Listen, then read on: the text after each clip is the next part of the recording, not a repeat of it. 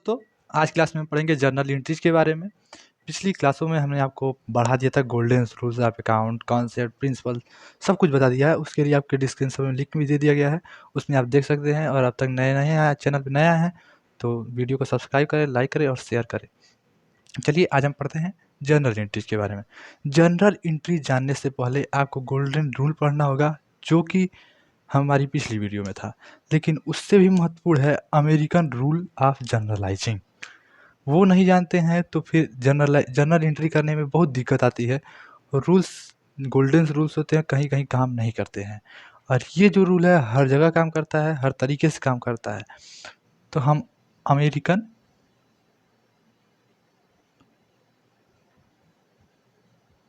Rule of journalising पढ़ेंगे।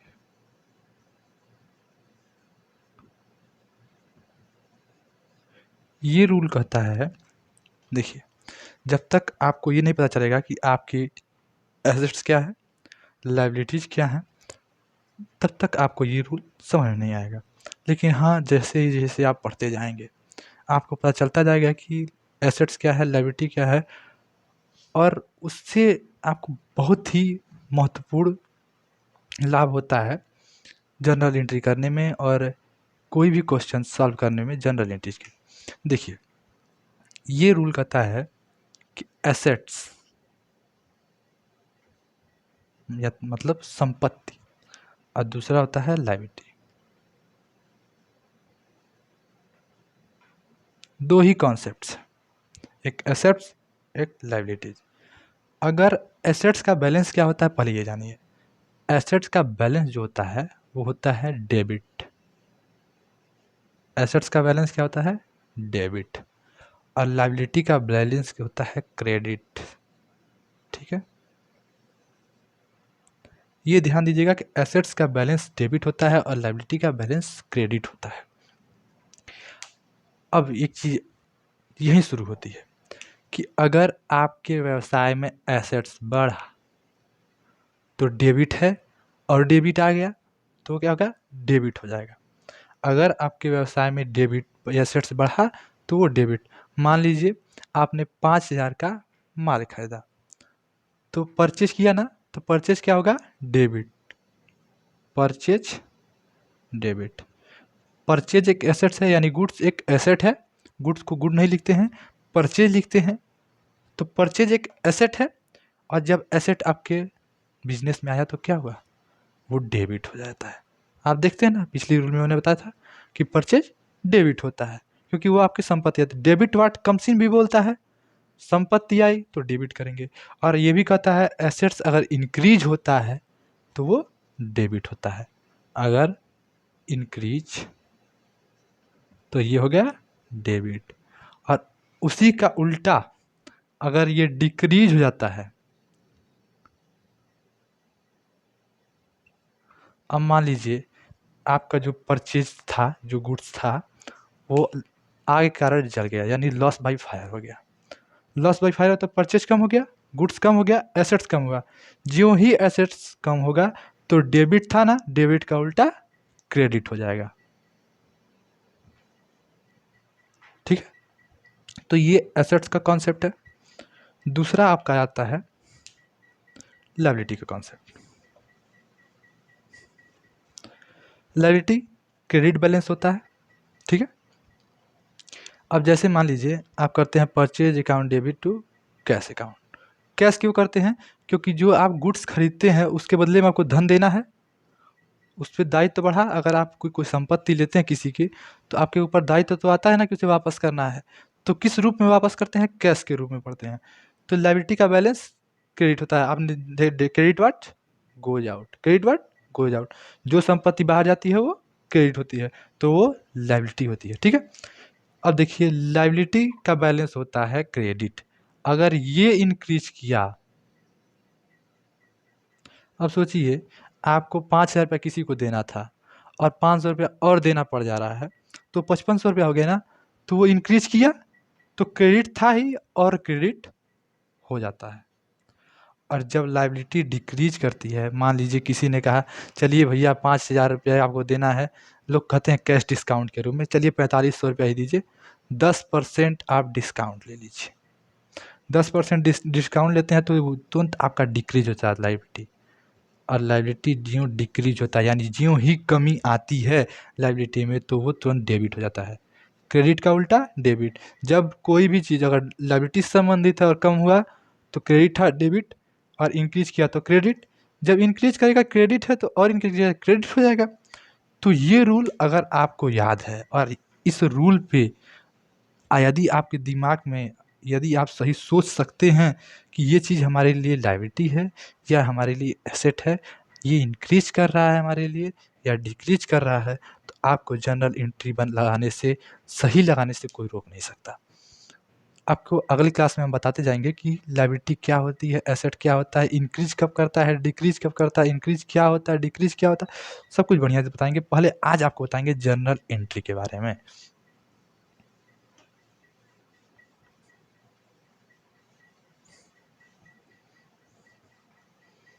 देखिए ये अमेरिकन रूल्स ऑफ जर्नलाइजिंग था। अब हम बताएंगे जनरल एंट्री। जनरल एंट्री की शुरुआत करते हैं तो मान लीजिए कोई भी बिजनेस हो, आप मान लीजिए SBPD पब्लिकेशन, SBPD पब्लिकेशन है,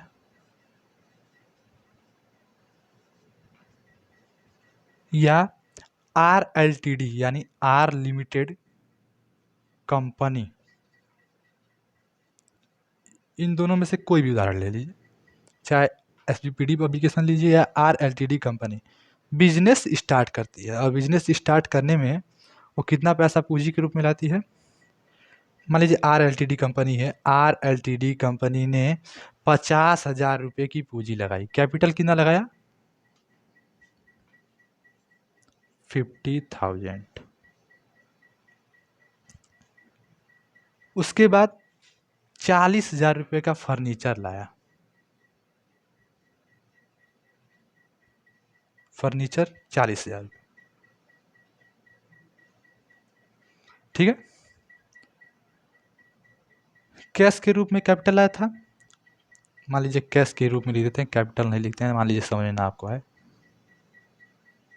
कैश लाया 50,000, फर्नीचर लाया 40,000, और उसने गुड्स खरीदा है 30,000 रुपये का। व्यवसाय स्टार्ट करते समय गुड्स है 30,000। अब एंट्री क्या होगी।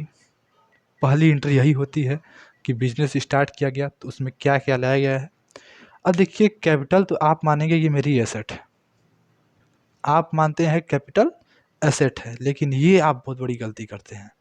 आपके लिए वो आपका एसेट हो सकता है लेकिन बिजनेसमैन से अलग होता है। मैंने पिछली क्लास में आपको बताया था, आप डिस्क्रिप्शन में देख सकते हैं। कॉन्सेप्ट, प्रिंसिपल्स, कन्वेंशंस के बारे में जब हम बताए थे, अजम्पशंस के बारे में, तो वहाँ पे बताया था कि business and businessman are separate, separate entity system concept में बताया था मैंने कि ये चीज़ अलग होती हैं। तो आपको बताएंगे तो आप अचंभा मत पड़िएगा कि क्यों ये क्रेडिट किया जा रहा है। अब देखिए यहाँ पे लिखा जाएगा कैश अकाउंट एंट्री। देखिए एंट्री में आप डेट डाल दीजिएगा, मान लीजिए डेट है ये 1 अप्रैल। 1 अप्रैल की ये कहानी है कि 1 अप्रैल को इन्होंने बिजनेस में स्टार्ट किया। तो हमने फॉर्म तो बता दिया था आपको पिछली क्लास में कि फॉर्म कैसा बनता है। तो फॉर्म बनाते बनाते तो आप बना सकते हैं, हम इतना बोर्ड में बनाते नहीं रहेंगे बार बार। तो यहाँ पे लिख दीजिए 1 अप्रैल को कैश अकाउंट डेबिट हुआ। कैश डेबिट क्यों हुआ, अब ये देखिए कैश मैंने डेबिट क्यों किया है, कारण क्या था। डेबिट व्हाट कम्स इन, एक तो कैश एसेट्स है, गोल्डन रूल के अनुसार डेबिट व्हाट कम्स इन, व्यवसाय में आया है तो कैश तो डेबिट होगा ही। दूसरी चीज़, मैंने जब अमेरिकन कॉन्सेप्ट पढ़ाया आपको आज की क्लास में तो मैंने बताया कि जब भी एसेट्स इंक्रीज करता है तो एसेट्स का बैलेंस डेबिट होता है, और जब वो इंक्रीज करेगा तो वो और डेबिट हो जाएगा। दूसरा, फर्नीचर भी आपका एसेट है, तो यहाँ पे फर्नीचर भी लिखिए, फर्नीचर अकाउंट डेबिट, ठीक है। अमाउंट बाद में बताएंगे। फिर ये गुड्स, गुड्स को हम गुड्स नहीं लिखते हैं, गुड्स को लिखते हैं हम purchase, purchase account debit. Furniture खरीदेंगे तब भी debit watt comes in assets आया, परचेज खरीदेंगे तभी debit watt comes in assets आया, और यहाँ पे एसेट्स इंक्रीज हो रहा है इसलिए भी डेबिट ही होगा। तो आप इतना तो समझ गए कि किसी भी तरीके से करेंगे डेबिट ही इसको होना है। अब कैपिटल जो आपका एसेट मानते हैं वो क्रेडिट क्यों हुआ?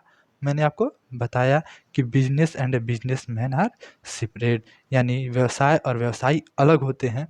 व्यवसायी के लिए वो संपत्ति है, लेकिन जो व्यवसाय है वो कहता है कि तुमको मुझे देना है वापस। अभी आप कहते हैं कि मैंने इस कम व्यवसाय में 5 लाख रुपया लगा दिया और इस व्यवसाय ने मुझे डुबा दिया। ये नहीं कहते कि मैंने अपने से डुबाया, कहते हैं कि इस व्यवसाय ने मुझे डुबा दिया। कभी कहते हैं कि मैंने खुद डुबा दिया, उसके ऊपर दोषी ठहरा देते हैं ना कि वो व्यवसाय गड़बड़ है। तो व्यवसायी क्यों कहे, व्यवसायी क्यों कहे कि वो तुम्हारी संपत्ति है, मेरी भी संपत्ति हुई। वो लायबिलिटी मानता है कि मुझे इनको वापस करना है। क्रेडिट को हम टू लिखते हैं, ना कि क्रेडिट लिखते हैं, टू कैपिटल अकाउंट।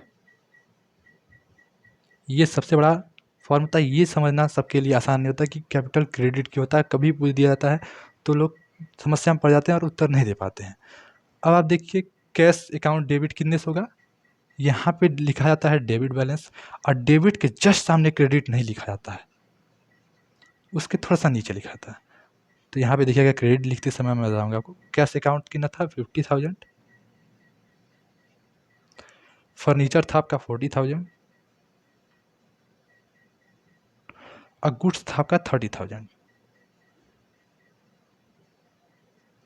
तो आप तीनों जोड़ेंगे तो कैपिटल आएगा आपका। देखिए यहाँ इसके सामने मैं नहीं लिख रहा हूँ ना इसके सामने, इन तीनों को ऐड करके इसके नीचे लिखा जाएगा कितना, 1,20,000।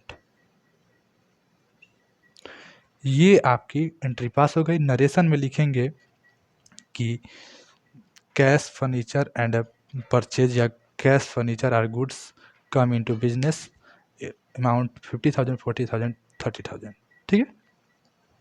तो ये आपकी पहली एंट्री थी। चलिए अब दूसरी एंट्री करवाते हैं हमसे।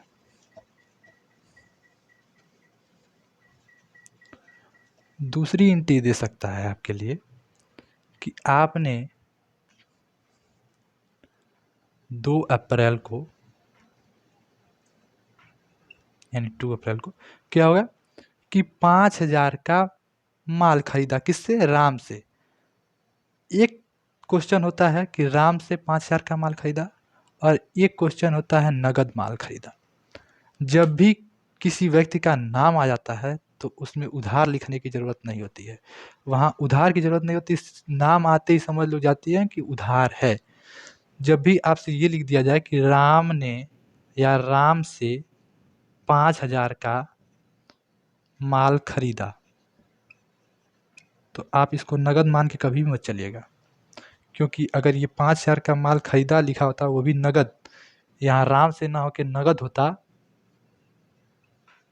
यानी कैश में, तब आप इसको कैश में मानते कि नगद था। लेकिन जहाँ किसी का नाम क्यों लिखा जाता है, अरे आप आए, हमको 5,000 का सामान था मेरा, 5,000 रुपया दे के गए, तो आपके लिए क्या रखें, क्या अकाउंट बनाने से, अरे सीधे हम बनाएंगे cash account debit to sales account सीधे, या purchase account debit to cash account. लेकिन तभी हम नाम रखते हैं जब हमें किसी के ऊपर उत्तरदायित्व होता है या किसी की हमारे पास संपत्ति होती है, ठीक है। तो जब नगद होगा तो कैश लिखा जाएगा, लेकिन जब उधार होगा तो हम लिखेंगे राम का नाम या जो भी नाम हो। तो हमने यहाँ पे लिखा था नगद, यानी राम से 5,000 का माल खरीदा। किससे माल खरीदा, राम से। क्या खरीदा, माल। माल का मतलब परचेज। तो परचेज क्या होगा, अब परचेज क्रेडिट होगा या डेबिट होगा, परचेज एसेट है, debit watt comes in, asset है तो एसेट का रूल होगा, रियल अकाउंट का रूल आएगा, डेबिट वाट कम्स इन। व्यवसाय में क्या आया, गुड्स, जिसे हम कहते हैं परचेज, परचेज अकाउंट डेबिट। दूसरा रूल ये है कि जब आप अमेरिकन कॉन्सेप्ट पढ़ते हैं तो आप इसलिए परचेज को डेबिट करेंगे क्योंकि परचेज एक एसेट है और एसेट जब भी इंक्रीज करता है, जब भी बढ़ता है, तो परचेज का बैलेंस यानी एसेट्स का बैलेंस डेबिट होता है और डेबिट जब इंक्रीज करेगा तो डेबिट होगा। अब यहाँ पे हम कैश न लिखकर राम क्यों लिखे? क्योंकि इनका हमें ध्यान रखना है और इनको कुछ दिन बाद जो लायबिलिटी बढ़ी है इनको पैसा वापस करना है। अब ये टू क्यों लिखा गया यार राम क्रेडिट क्यों किया गया? क्योंकि मैंने आपको बताया कि लायबिलिटी हो गई ये, इनको मुझे पैसा वापस करना है और जब भी पैसा किसी को वापस करना होता है लायबिलिटी होती है और लायबिलिटी का बैलेंस क्रेडिट होता है और क्रेडिट जब भी इंक्रीज करेगा तो क्रेडिट होगा, लेकिन जब डिक्रीज करेगा तो डेबिट। लेकिन यहाँ पे तो इंक्रीज कर रहा है ना, इनको तो वापस देना है मुझे ना, तो कितना देना है? 5,000 रुपये। यहाँ पे डेबिट और यहाँ पे क्रेडिट। डेबिट में लिखेंगे भी 5,000। डुअल एस्पेक्ट कंसेप्ट कहता है कि दोनों पक्ष में लिखा होना चाहिए, तो यहाँ पे भी लिखेंगे 5,000। अब आपको समझ में आ गया दूसरी एंट्री। अब यहीं पे मान लीजिए मैं आपको तीसरा एग्जांपल देता हूँ। 2 अप्रैल को मैंने 6,000 रुपये का नगद माल खरीदा। यहाँ पे राम का कोई नाम है नहीं है, या ऐसे भी दे सकता है राम से 6,000 का नगद माल खरीदा। जब नगद आ जाए, राम आए चाहे ना आए कोई मतलब नहीं है, नगद आना चाहिए। नगद आ गया तो यहाँ पे राम का नाम न लिख के कैश का नाम लिखा जाएगा, क्योंकि मैंने नगद माल खरीदा है। कैश तो मैंने दे दिया, लायबिलिटी किस तरीके की, लेकिन मेरे ये कैश क्रेडिट क्यों हुआ जब लायबिलिटी नहीं है? कैश क्रेडिट हुआ क्योंकि मेरी संपत्ति चली गई, एक संपत्ति गई है कैश। एसेट्स कहता है कि एसेट्स जब भी जाए यानी एसेट्स जब भी डिक्रीज हो तो डेबिट, डिक्रीज होगा तो क्रेडिट होगा, इसलिए टू कैश अकाउंट क्रेडिट होगा। तो यहाँ पे लिखेंगे 6,000 अमाउंट, यहाँ भी लिखेंगे और डुअल एक्सपेक्ट के नाते यहाँ भी 6,000 अमाउंट लिखेंगे और यहाँ पे लिखेंगे परचेज गुड्स ऑन कैश। और जब राम पे लिखना होता तो नरेशन में लिखते goods purchase on credit to Ram. तो ये आपकी दूसरी जनरल एंट्री हो चुकी है। तीसरी भी मान सकते हैं क्योंकि 2 उदाहरण एक ही साथ दिया मैंने आपको। अब देखिए, अरे 2 दिन तक माल खरीदे, ये सब सामान वामान लेके आए तो फिर तीसरे दिन बिक्री भी तो होगी। तो 3 अप्रैल, या मान लीजिए 3 अप्रैल को भी बिक्री नहीं होती है, 5 अप्रैल मान लीजिए, 2-3 दिन लग गया। 5 अप्रैल को क्या होगा? राम विकास या श्याम से ले लीजिए, श्याम को 6,000 का माल बेचा। श्याम को 6,000 का माल बेचा। अब बताइए, ये श्याम का नाम आ गया, नगद कहीं दिखाई नहीं दे रहा है, तो ये क्या हुआ? क्रेडिट यानी उधार खरीदा गया। और यही कहता श्याम को 6,000 का माल नगद बेचा, तो वो कैश हो जाता, वो नगद होता। और यहीं पे या तो लिख दिया होता नगद माल 6,000 का नगद माल खरीदा या 6,000 का नगद माल बेचा, तो भी वो कैश होता। लेकिन जब कुछ भी ना दिया हो, सीधे व्यक्ति का नाम दिया हो, तो सीधे समझिए कि इनको पैसा हम वापस हम इसको करेंगे क्योंकि मैंने माल बेचा है। तो यहाँ पे क्या होगा?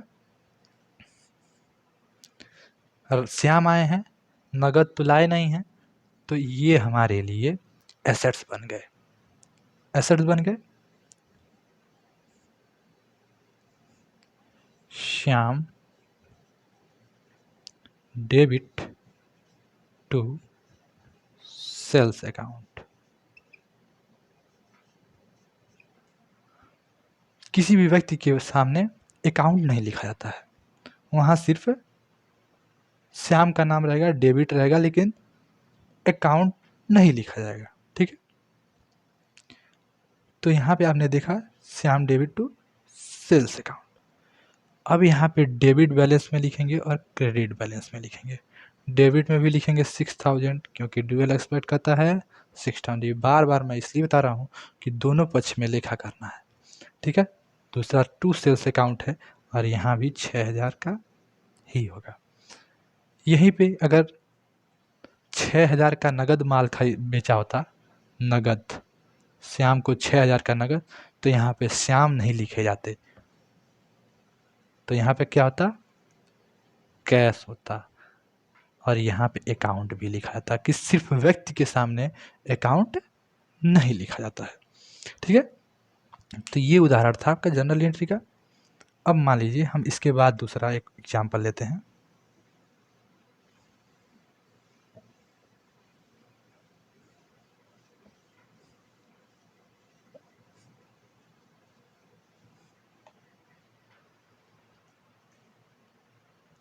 कि मान लीजिए आज 30 तारीख आ गया, 30 अप्रैल, 30 अप्रैल आ गया। अब सैलरी देनी है मुझे, मैं छोटे में ले रहा हूँ आपको, अगली वीडियो में और भी बताऊंगा। 13 अप्रैल आ गया आपको, 13th, और आज आपको लेबर को सैलरी देने हैं। सैलरी क्या होती है, सैलरी क्या होती है, सैलरी एक बिजनेस हो या बिजनेस मैन हो, उसके लिए लायबिलिटी होता है, एक्सपेंस होता है। तो आपको मान लीजिए 7,000 का वेतन यानी सैलरी भुगतान किया, पेड किया,